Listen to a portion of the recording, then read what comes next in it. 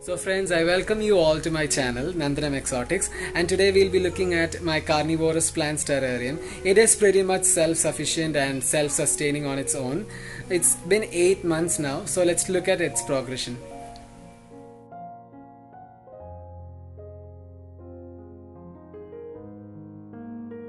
Friends, as usual, please do consider subscribing to the channel. Also, press the bell notification button so that you will be notified of my new videos. So let's get into the video, shall we? Hi guys. So I forgot to mention that we have a guest in the terrarium today. This yellow spotted millipede is visiting the terrarium just for the purpose of this video. I'll be returning him back to his habitat once the video is over. I just wanted to spice things up. That's why I just brought him for a guest visit. Hope you guys enjoyed that footage. So guys, as the title of the video says, this terrarium has been up and running from last November 2019. Now it is July 2020, so almost 8 months have passed and it has progressed really good. The way the plants have filled in the globe and the overall growth that I expected actually was not this good, so they have really outgrown my imagination, and I'm super thrilled to have such a cute globe of carnivorous plants in my living room. The best part is that I'm just using a 9-volt LED bulb that is not even meant for plant growth. It is just used for interior lighting. So I'm really amazed at the red pictures that the ventrata is producing in the back just from this simple lighting that I'm providing. They are not receiving any sort of natural light during the day because the corner I have placed them in is pretty dark.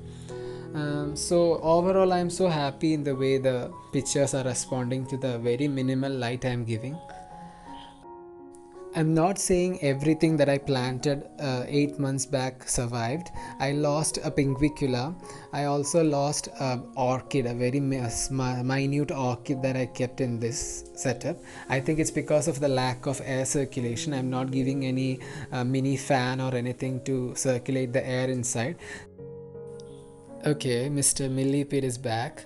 He's literally exploring the new environment I have put him in. It's pretty much self-sufficient and self-sustaining. I don't have to do much at all.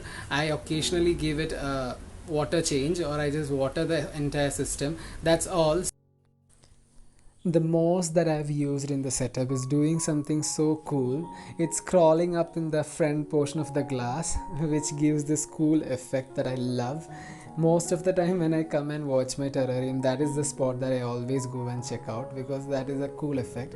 This is the ampullaria that I introduced in this setup. It's doing really good. It's a cute small ampullaria baby. I love it. What else? The Rhaphidophora vine that I used, you might have noticed, is going wild in the setup, and it's really giving a very jungle wild vibe to this small globe.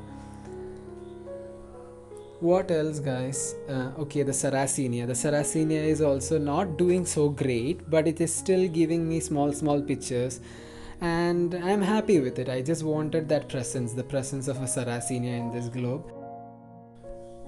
Okay, I forgot to tell you guys, even though this setup is pretty much closed, there is some venting holes on the top of the lid, and my plants still manage to catch all the food they need. I never manually feed any of my plants.